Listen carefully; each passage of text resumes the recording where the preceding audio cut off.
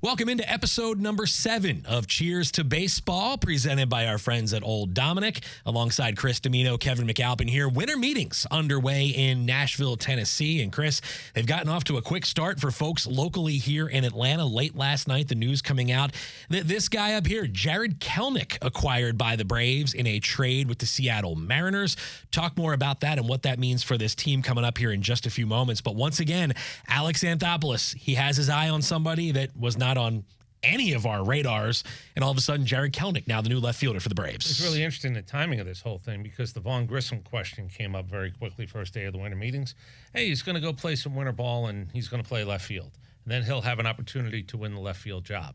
Right after that, this move happens. And remember, look, Kelenic is a guy who I think was the 6th overall pick, first-round pick.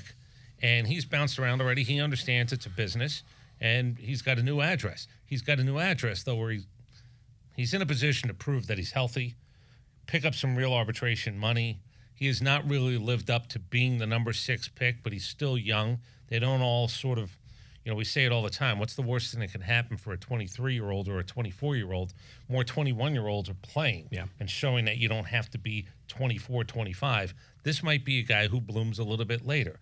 And I guarantee you, I don't know what Alex Anthopoulos will say, whether it's behind a closed door or what he'll talk about publicly today, because he is doing a Zoom call. There's something about this guy that they think, again, you miss 2 months because you kick a water cooler and break your foot. That ain't good. No bueno, as we like to say. No bueno. No more kicking or punching anything. But there's something that they think they can unlock in this guy. Yeah. There's a number. There's something in video. There's something they think that, remember what he cost you. He cost you nothing. The money was already paid when he was the 6th pick. Right. That was good money. This guy's not even arbitration.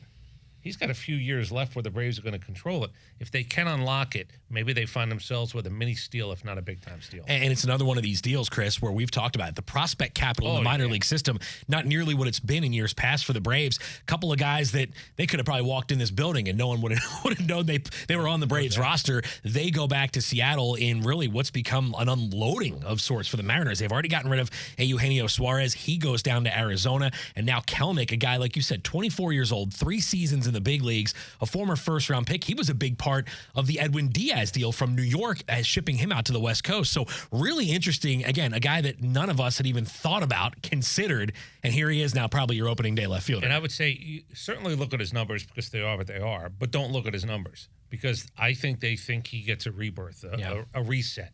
They get to hit the button and maybe unlock something in this guy that doesn't cost you a lot of money. I did the quick math. I think Seattle with the Suarez deal and this deal, I think it's about $30 million in a dump. I think they dumped They had $30 million. Now, that's a team that people say they might bid on Ohtani. They might go in on Blake Snell.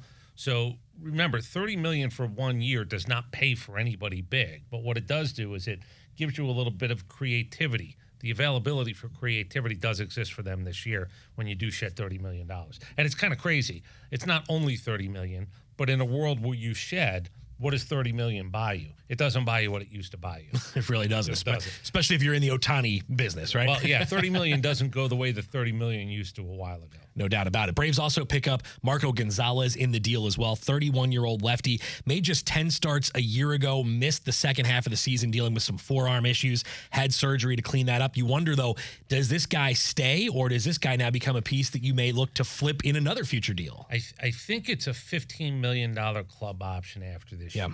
So is he a 1-year deal? I don't know. Would you pay a guy $15 million if he looks like he can pitch middle to the back end of your rotation?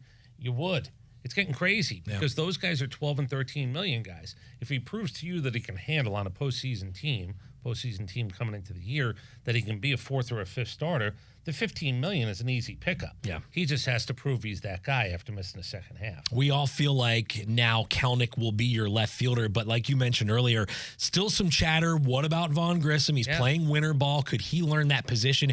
Could it be a platoon type scenario? How much stock are you putting into Grissom's left field? Listen, here's the deal. If I have both guys, I don't know what Kelenic is going to make. I got to look at it again. But you'd be talking about less than, I think, $2 million between two guys. Yeah. So is that, again, has Vaughn Grissom become a utility guy because he has infielder's gloves too? Does Kevin Pillar not become part of the equation, or is Kelenic and Pillar better than something with Vaughn Grissom? I don't know. Look, Vaughn Grissom to me is also a chip. Yeah.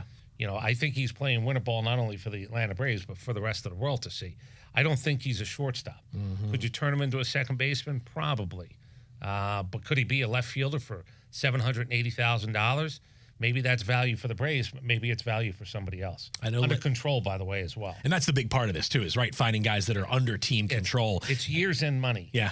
Sometimes it's years more importantly than the money. Yeah, no doubt about it. One thing also to keep an eye on, I know some stories came out last week. Would the Braves consider trading a Michael Harris or an Ozzie Albies? Well, Alex shot that down very quickly, opening up the winter meetings last night. So anybody out there that was a little concerned hearing some of these names that are under long-term, very team-friendly deals, we can get rid of that narrative very quickly. Well, because I think the team-friendly part is the other part. Could you replace them for the same dollars? Yeah. There's a good chance you couldn't. Right. Let's take Ronald out of it. I'd like to take Ozzie out of it, but again, he's an incredible chip.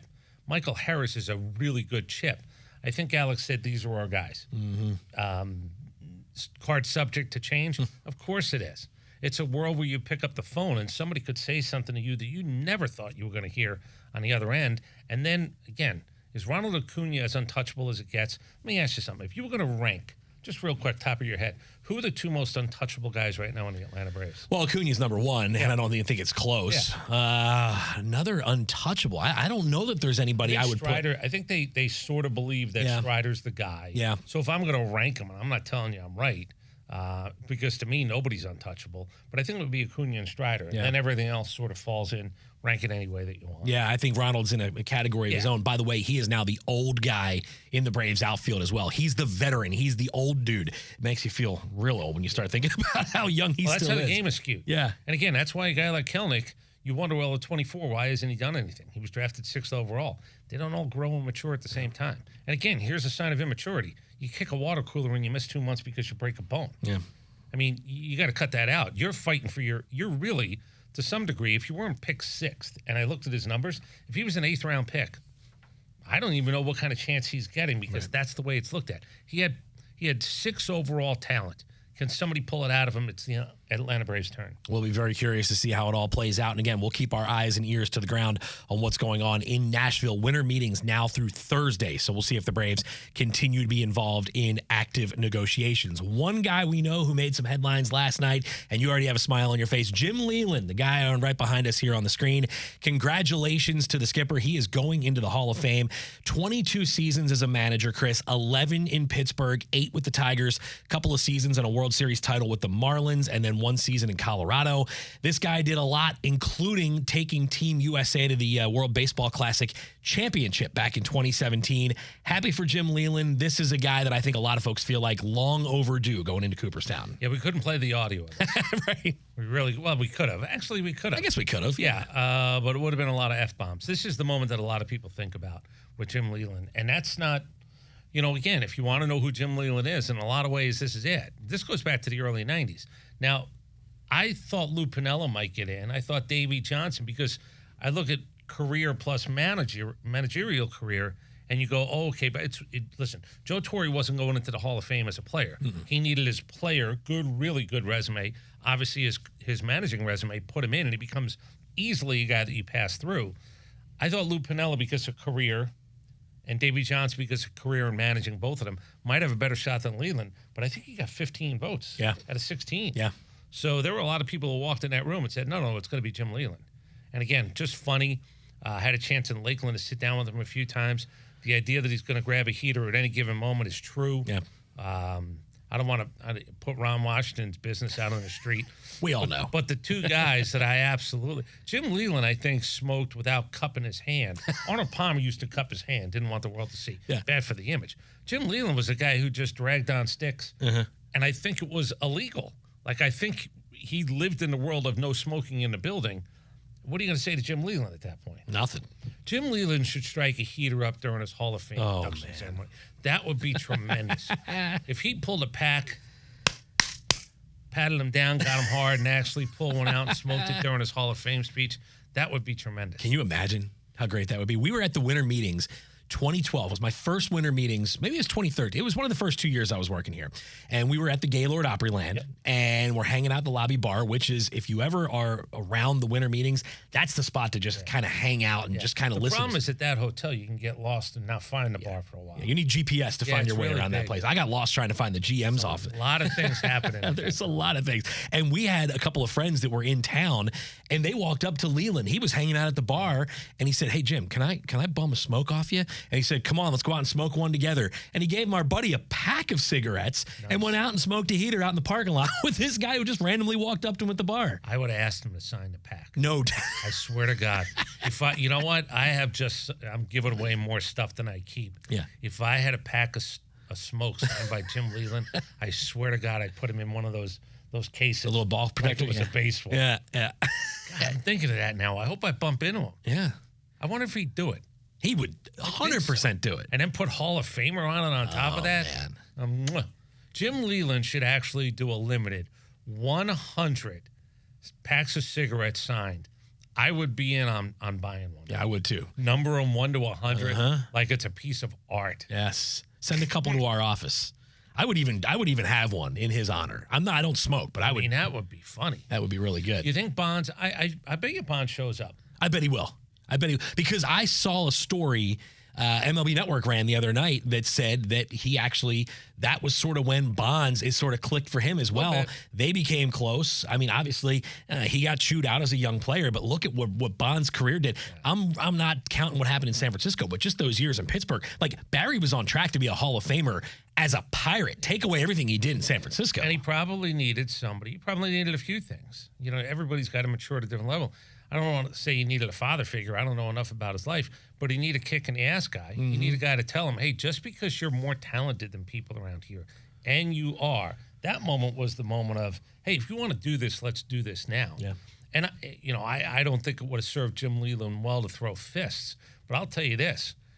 If it went more than a couple of minutes, I'll take Leyland. Yeah. If it went more than 30 seconds of Bonds just being big and knocking him out or getting on top of him, if it went a little bit longer, I swear to God, I think I would shift over to Leyland money as opposed to Bonds money. Because I think Leyland would fight dirty. If you don't give him an opportunity, if you present an opportunity, I think for a guy like Jim Leyland to fight you, you better understand you better end it quickly. Yeah. Because as it goes on, I think his wheels are turning in a very different way. We know Bobby Cox was a legend when it came to ejections. We know that we've seen some great ones from Earl Weaver, Tommy Lasorda, and others. Jim Leyland right up there with some of the all-time great manager tangents, things that we don't get to see in baseball in 2023 and beyond. Yeah, I love the idea that, we don't have as much nose-to-nose anymore, and I'm not sure what makes a Hall of Fame umpire. You got to be consistently good. But I think one of the criteria for me is how do you handle that moment? Yeah. I really would. If I was thinking about an umpire, whether it's the Hall of Fame or just saying, hey, a guy was really good, how you handle confrontation would be on my list of what's the criteria for being called a great umpire. And I think, now guys taking off their masks, looking into dugouts, that never happened before. Guys would step out of the box, and the guy would come, wipe off a plate, and if he had a beef because the catcher had a beef with him, that's how it used to get settled. Yeah. There was at least a dignity. There was at least something to, and look, getting run is not the greatest thing in the world, but sometimes managers, what's their philosophy? I got to wake something up. Yep. And I know that there was one with Ron Luciano. He told the story. Ron Luciano was an old-time umpire, wrote a couple of books. Very funny. Very, very, very funny guy. Follow the Roman Umpire. The Umpire Strikes Back. The books are great. I see what he did there. Yeah, and in one story, he realized what was happening, and he and a manager spent, 30 seconds as the manager. They were talking about something nonsensical, nothing to do with baseball. But Ron Luciano knew that the manager was trying to fire up his team. He wasn't there to argue the real call. And he said we went for about 30 seconds nose to nose talking about nothing to do with baseball. Really? Because he understood what the manager was doing at that point, and he let it happen. I will say this. Obviously, Leyland wins the World Series with the then Florida Marlins in 97. They disband the team. He had absolutely nothing to work with in 98. But I think all he accomplished, getting a chance to talk to him after they won the World Baseball Classic in 2017, Ben Ingram and I were doing a game at spring training against the Tigers, and we see Leyland on the field before the game. I thought, hey, how cool would it be if we get him up to the booth for an inning to just talk about it? He was coming up in the top of the 4th inning. Bottom of the 1st, we hear the booth door close at Disney World. We turn around and look, and there's Leyland. And I go to the commercial break. I said, do you want to just do this now? No. I wanted to make sure I was not late. I wanted to take in a little bit with you guys. He stood behind us. He watched a couple innings of the game. Then he hopped in the chair and talked to us. So it was really, really a cool, and I think it was 2-3 innings. Like, it was the fastest inning of spring training baseball in recorded history, but it was just really neat to get a chance to talk to him, and the smile and the sense of pride he had on his face, knowing what he did for Team USA. That may have meant more than winning a World Series. I'm not telling you that because they've won a lot of titles. Tampa and the Yankees is an interesting landing spot. But Lakeland, here's what I'll tell you about Jim Leyland in terms of my view, going to Lakeland and watching games. Sometimes it's hard to be considered a Tiger if you weren't a Tiger. Jim Leyland won those people over. Yeah. And I tell you, you know this. That Lakeland group is hardcore. Yeah. There are a lot of people who move from that area down to Florida. There are people who come from that area to spend spring training time down there in Florida. And I've said this before. I've never seen more veterans. They're proud. They wear their Army hat, the Navy hat. There's something about them that tells you. More so in Lakeland than any other place. Jim Leyland was not only accepted by those people, he was accepted by a core of Tiger fans who they have to almost make you a made man. Yeah. You know, I'm Italian. Are you a made man? Jim Leyland absolutely was a made Tiger. Yeah. And I'm sure, look, what's the hat thing? Do they do this with managers? What's that? So has he got a pirate logo on? I'm just thinking of this now. So what does he do? Maybe he goes in without one. Yeah. Maybe he goes in without one. I'm not even sure. Managers, I guess, do they put a hat on? I'm trying to picture what Bobby Cox's statue looks like, or a plaque looks like. I don't know that. But it is, like I said, he was accepted as a Tiger without really being a Tiger. He got there a little bit later in his life, and he won those people over. Well, he certainly deserves this honor of going into Cooperstown. Now, the committee, again, they're going to have to meet again in a couple of years, and that list is going to be interesting because they'll add somebody. There'll be a couple of holdovers. And, you know, I will say this, as good as you feel for Leyland, I feel bad for Lou Piniella. I feel bad for Davey Johnson. We have one other thing real quick. Coming up December 6th, the Ford Frick Award will be announced. Now, can I just give me 30 seconds on this? Please, the floor is yours. There's 10 finalists, including Ernie Johnson Sr. We talked to Ernie Johnson Jr. I'd love to see Ernie Johnson get in. The man was really good to me. He did his job for a long time. Whatever, I don't know if he will. Do you know that 8 of the 10 Ford Frick finalists are still working? Is that right? Yeah, they're still calling baseball games. One guy from Montreal, Jacques Doucette, I don't know if he's still alive or not, but he's the only other guy with Ernie Johnson Sr. who's not calling games. 8 of them are calling games. With all due respect to Gary Cohen, Joe Castiglione, Dan Schumann. No, if you're still calling games, I don't even understand how you can be up for this award. Now, again, I know Vin Scully got it while he was, a lot of guys have got it while they're doing it. It just seems strange to me. The book isn't closed. You're not at the 19th hole. You're still on the fairway someplace. 12th hole, 13th hole, depending upon how old you are. I don't like the idea that you're competing with guys who are still calling games now. So we'll see. It's 8 guys currently working, 2 guys who aren't, and I'm rooting for Ernie Johnson Sr. We walk into that press box right across the street here at Truist Park, and we see the portraits of Ernie and Skip and Pete all sitting there together. And I think every time a tour group comes by, somebody will ask the question, why the hell aren't these guys in Cooperstown yet? Yeah, it's tough because a lot of people said put them in as a group. That's not going to happen. No. There are 2 guys, Kruko and Kuiper, who are both up for it. They were in the booth together, are they not? Yes. So in San Francisco. I don't understand it.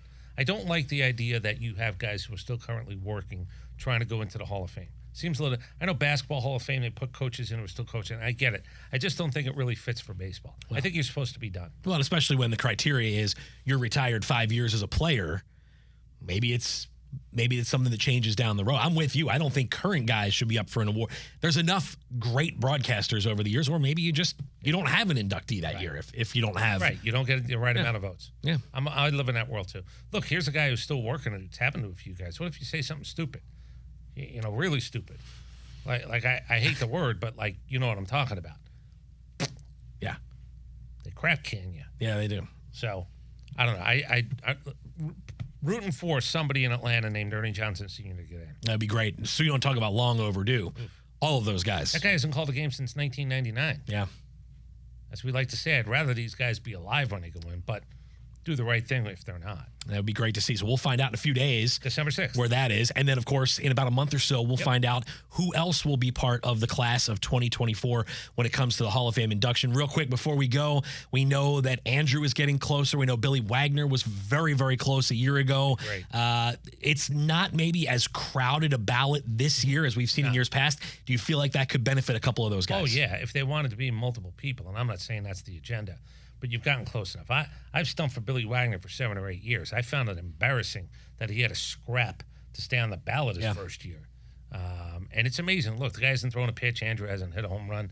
But you watch the evolution of how many more guys get. Scott Rowland was another example of you just needed more time. Yeah. I don't know if that really makes sense or not, but if it's going to happen, I'd love to see it happen for those two guys. And I think Billy Wagner, to me, is he should have been in years ago. Yeah, no doubt.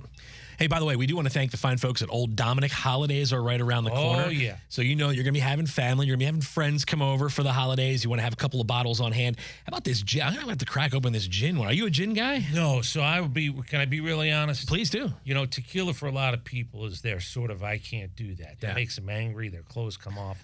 Something happens. What goes on at Dimino's house? No, I'm just telling you. Tequila seems to be the one.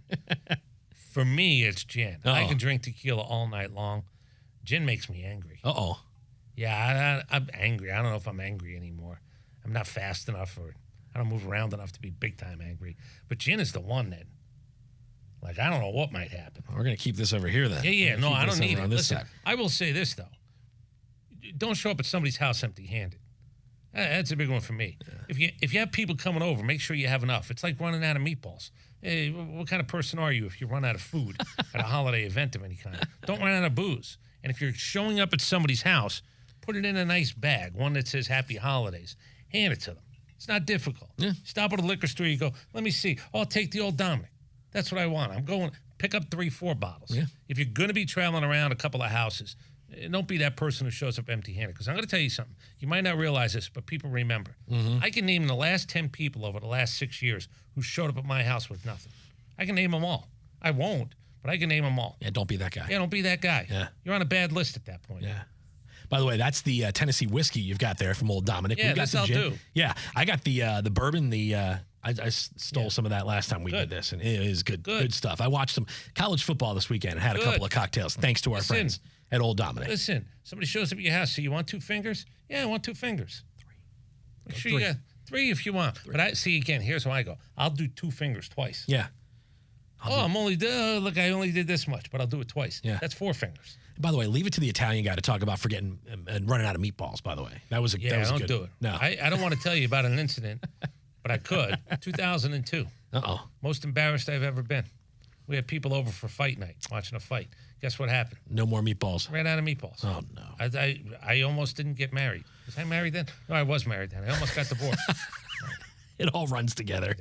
I didn't really. I thought about it, though. Yeah. It was not good. It was not a good moment. It was my wife and one other person. I don't want to name her either. Nick Cellini's ex. Oh, boy.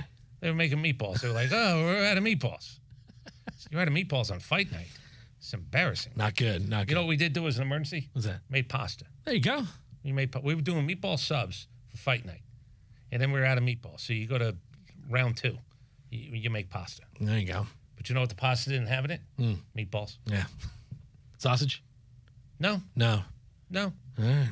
It was just pasta. Well, lesson learned by everybody, right? Again, I looked at my wife that night and I said nothing, actually. What was I going to do? So don't be the guy that runs out of meatballs. Oh, yeah, don't be the guy that runs out of booze. And don't be empty-handed. And don't be empty-handed. Go get 2. Tell Amanda who's sitting about 7 feet away from us. She's young. Amanda, you do know the rules, right? Don't show up empty-handed at somebody's house. Don't do that. Actually, how old are you?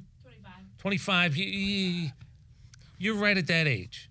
You could probably just say, oh, I'm only 25. I don't have the money to buy you a bottle of booze. I almost accept that. 26 and up, don't show up empty-handed. Well, I think she should take a couple bottles of Old Dominic to her holiday gallivanting this year. You should do the same as well.